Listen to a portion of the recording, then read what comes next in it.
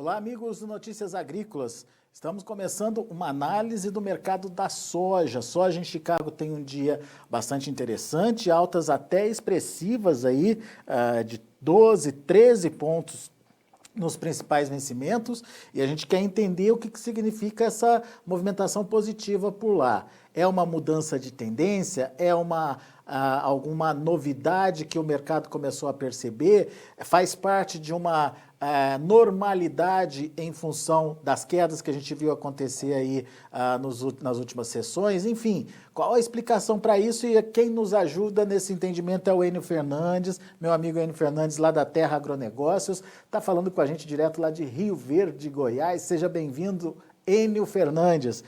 Nos ajude a entender esse dia positivo lá em Chicago, terminando aí com altas de 12, 13 pontos nos principais vencimentos, Enio. Boa tarde, Alexandre. É sempre bom falar com vocês, é um prazer estar aqui. Vamos lá. A gente tem que olhar a macroeconomia primeiro, né? Lá fora, o dólar um pouco mais calmo, né, contra outras moedas do mundo, né? Bem mais calmo, vamos falar a verdade.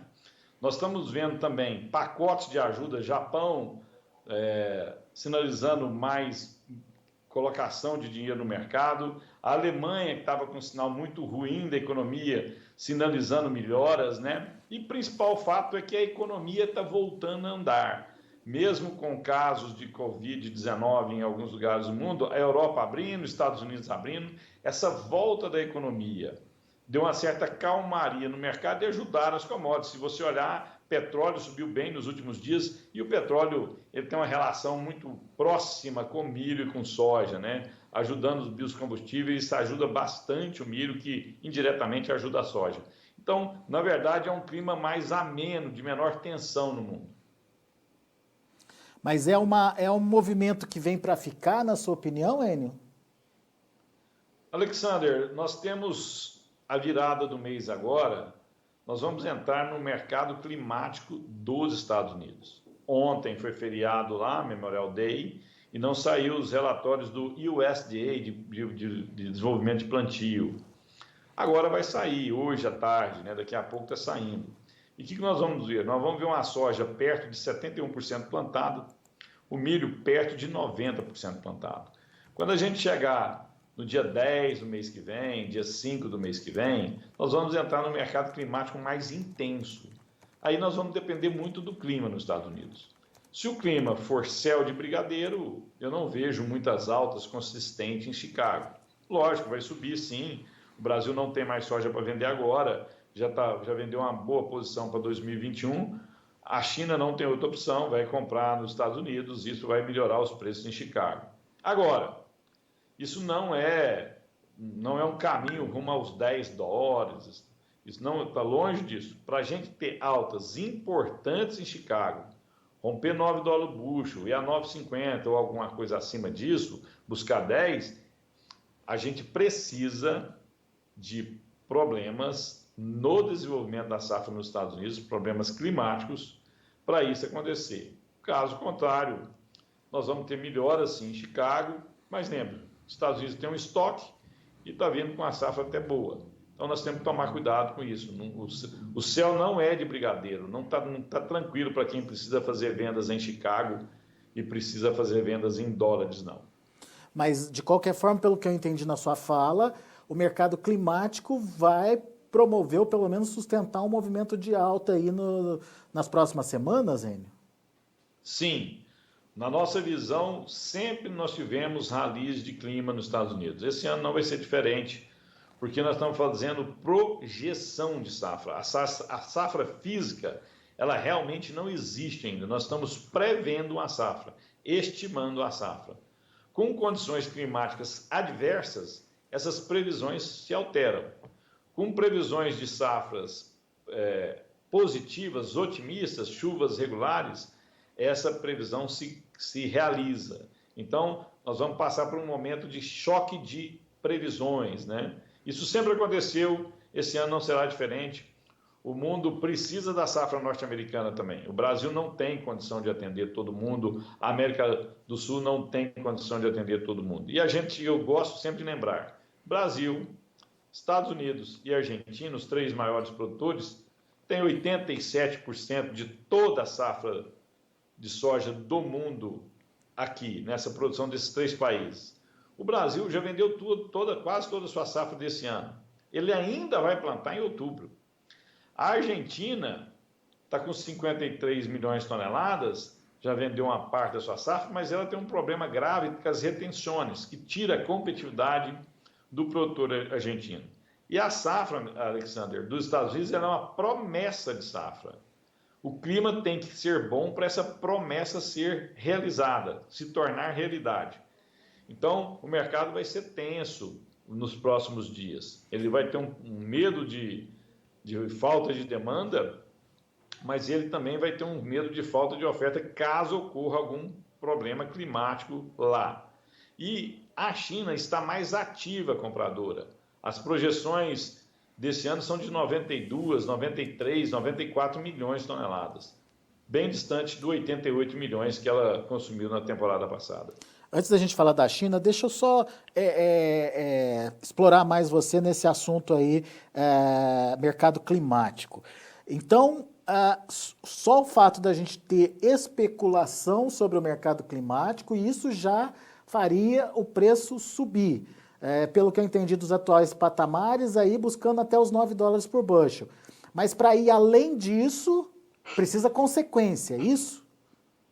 Você foi preciso na sua apresentação, no seu comentário.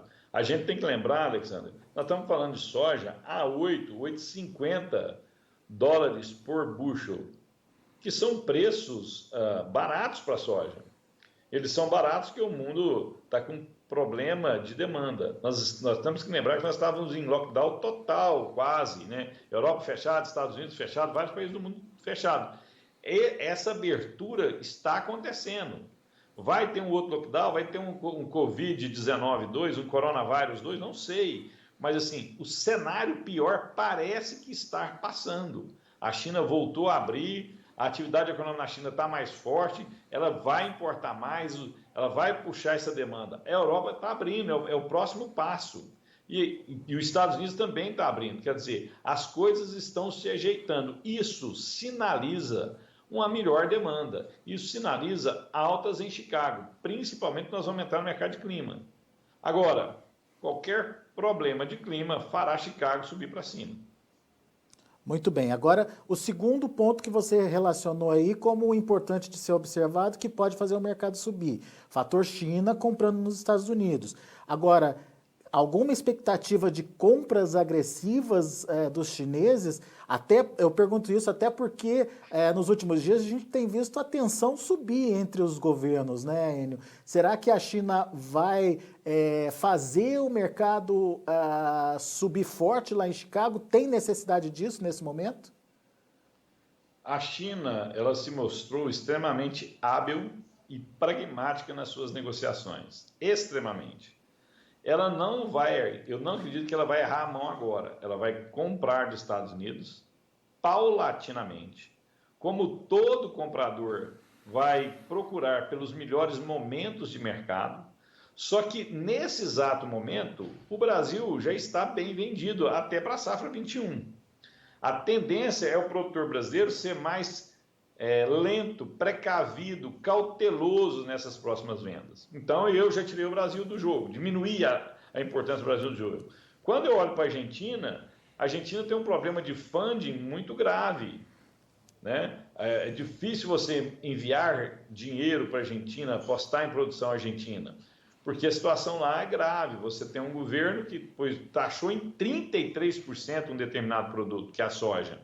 A competitividade desse produto ela é menor que os lugares do mundo. Então, naturalmente, sobra os Estados Unidos, que está em um momento de desenvolvimento da safra.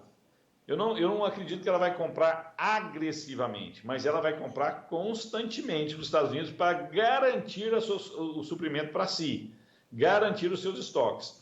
Se o clima nos Estados Unidos começar a piorar, o que acontece naturalmente? O produtor americano se afasta da venda com medo da incerteza da safra, e o demandador do outro lado, ou o chinês, outro demandador do mundo, é mais ativo nas compras para garantir o suprimento para ele. E isso pode acontecer agora, nos próximos 30, 60, 90 dias. Muito bem. Mas tudo mais em função do clima do que propriamente de uma necessidade agressiva de demanda da China. Sim. Agora, resumindo bem diretamente, né? O produtor norte-americano está na mão do clima. O produtor brasileiro está na mão do dólar. E a China vai arbitrar essa oferta conforme esses dois fatores se movimentarem. Clima nos Estados Unidos, dólar aqui. Muito bem. Então vamos olhar o Brasil. Já que você citou aí que o Brasil, a produção brasileira está na mão aí do dólar, e a gente viu um movimento negativo, de queda do dólar aí nos últimos dias. Para você é um movimento consistente e isso muda tudo o cenário? Ou não é bem assim a história, a gente precisa ficar atento aí às novas oportunidades que o dólar pode trazer. Qual a sua expectativa? Infelizmente, Alexandre, eu acho que nós vamos ter mais turbulências no mercado. E se nós temos turbulências, nós vamos ver o dólar volatilizar muito. E eu falo que ele volta a subir muito, depois ele cai de novo. Por quê? Nós estamos tendo uma destruição de empresas ao redor do mundo e também no Brasil. Nós estamos vendo já recuperações judiciais de grandes companhias lá fora, as recuperações judiciais aqui dentro, alguns setores sofrendo bastante, o setor de hotelaria, o setor de companhias aéreas, o setor de aluguel de carros, o setor sucroenergético. Então, nós vamos passar por um momento muito drástico. Quando você olha os dados do Boletim Focus hoje, né, de segunda-feira, mostrando que nós podemos ter queda de 6% no PIB, um país não perde 6% do seu PIB ileso. Muita empresa vai fechar, muito desemprego vai ter. Nós estamos tendo projeções da FIT, né, que o mundo pode ter uma retração de 9% caso ocorra uma segunda onda de Covid. Então, é muita incerteza, é muita insegurança. Os bancos centrais estão pondo dinheiro no mundo para tentar dar liquidez aos sistemas, mas no fim do dia, a conta precisa ser paga. E os bancos centrais do mundo inteiro não têm condição de ajudar a tudo e a todos. Eles vão amenizar essa passagem. Eu espero estar errado, mas eu acho que o pior não passou, nós vamos ter muita volatilidade. Isso pode ser benéfico ou maléfico para os produtores brasileiros, eles têm que saber operarem, capturarem as oportunidades de dólar um pouco mais baixo e também capturarem as oportunidades de dólar um pouco mais alto. Esse cenário impactaria diretamente numa alta do dólar, se confirmado. É o que eu falei, nós vamos ter, na minha visão, nós vamos ter altas no dólar porque nossa economia está com um problema muito grave, né? Mas depois, eu não estou falando que esse dólar vai continuar ad eterno alto. O que eu estou tentando passar para os senhores, para todos nós aqui, é que nós vamos ter volatilidade. Eu não acredito que o caminho agora é do dólar rumo abaixo sempre. Nós não mudamos drasticamente, né? Nós temos muita incerteza. Nós podemos ter discursos políticos enviesados nos próximos dias, nós temos uma calmaria de sexta-feira para cá depois do vídeo, mas o nosso Congresso continua o mesmo, o nosso Executivo continua o mesmo e o nosso Judiciário continua o mesmo. Então, o clima de tensão ainda existe. Espero que esses três entes federativos, né, tenham ponderação, calma e põe um pouco de caldo nessa fervura, né, água nessa fervura para a temperatura baixar. Mas o histórico que nos apresenta não é esse.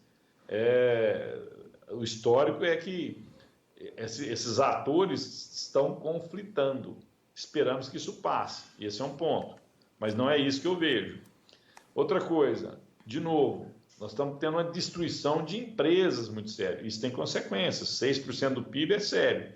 Então, eu não vejo que o câmbio vai ser ladeira abaixo. Eu acho que nós vamos ter momentos de alta e momentos de baixa. E o produtor tem que operar isso. Agora, diante dessa constatação, o dólar vai dar novas possibilidades de negociação? E se isso for fato, O que o produtor faz agora? Para de negociar? Para de participar? Essa pergunta é bem complexa. Eu vou te dar um exemplo. Nós temos produtores no Mato Grosso que já venderam 60% da sua safra. Nós temos produtores no Mapitobá que já venderam 70% da safra. E você tem produtor de Rio Grande do Sul que não vendeu nada. Você tem produtor do Paraná que não vendeu nada. Você tem produtor de Minas que não vendeu nada. Então são estratégias diferentes. Para quem já está muito vendido, calma, um pouco de calma agora, vamos ver como vai ser o clima, vamos observar se nós vamos ter outros ralis de dólares ou não. E nós também temos, Alexander, produtores que se financiam em dólares e que não venderam, porque em dólar a cotação da soja está muito baixa. Um pouco de calma para esse produtor. Nós temos junho, julho e agosto agora, que são mercados climáticos.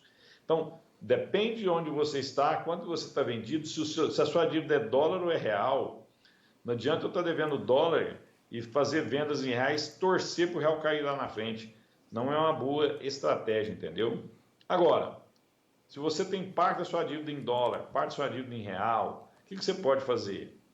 O dólar subiu, você está pouco vendido, vai lá e trava seus custos, trava sua margem, garante lucro para o ano que vem.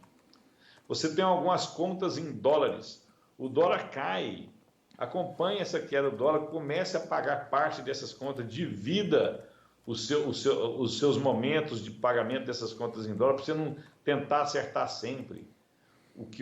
Essa volatilidade, tanto para cima quanto para baixo, na visão nossa, não passou. Tem muita coisa para acontecer, nós temos muita tensão sobre a mesa. Pois é, o Agnaldo Moreira da Costa, eu imagino que você já tenha respondido, mas enfim, estou refazendo a pergunta do Agnaldo aqui. Ele é de Goiânia, Enio. Você acha que fechar contrato agora pode ser ruim? Agora? Aguinaldo, de novo, se você não vendeu nada da sua próxima temporada, né, nem 1 quilo da sua soja, nada, você vai ter oportunidades de hoje até 60 dias com o mercado de clima, que deve trazer volatilidade, deve trazer Chicago um pouco para cima, é um ponto positivo. E se a nossa visão estiver certa, o dólar de novo vai ter momentos de alta. Quando você encontrar Chicago em alta, dólar em alta, eu me posicionaria e começaria a travar minhas margens para o ano de 2021. Eu queria lembrar o Agnaldo, para ele fazer isso, se ele vender soja, ele tem que comprar um insumo em reais. Ele vendeu soja em reais, ele compra insumo em reais, ele trava o custo dele. Muito bem. Enio, saíram aqui os números, né, de acompanhamento da safra, queria o seu comentário sobre eles. Vamos começar com a soja. Soja avançou aí. Na semana passada era 53% de área plantada, passamos para 65%, mas veio dentro da expectativa do mercado, que variava de 64% até 76%. Ainda segue acima da média dos últimos anos, que era de 55%, portanto 10% a mais do que a média dos últimos 5 anos. Para o milho, a gente tem aí um avanço também em relação à semana passada. Avançou aí para 88%, né? Foi para 88%. Na semana passada era 80%. A expectativa, ou ficou dentro da expectativa, que variava de 86% a 92%. 88% foi o divulgado hoje. E em relação a 2019, também está bastante avançado. A média de 2019 era 55%. Eu falei 55% para a soja, mas a média de 2019 era 26% para a soja. 55% é para o milho, viu, Enio? O que você achou dos números? Não, eu esperava um pouco mais de soja. Eu esperava soja com 70%, 71%, 65%. Eu até esperava mais. Milho veio o que a gente esperava, 90%, 88%, quer dizer, uma margem de 2%. Muda muito pouca coisa.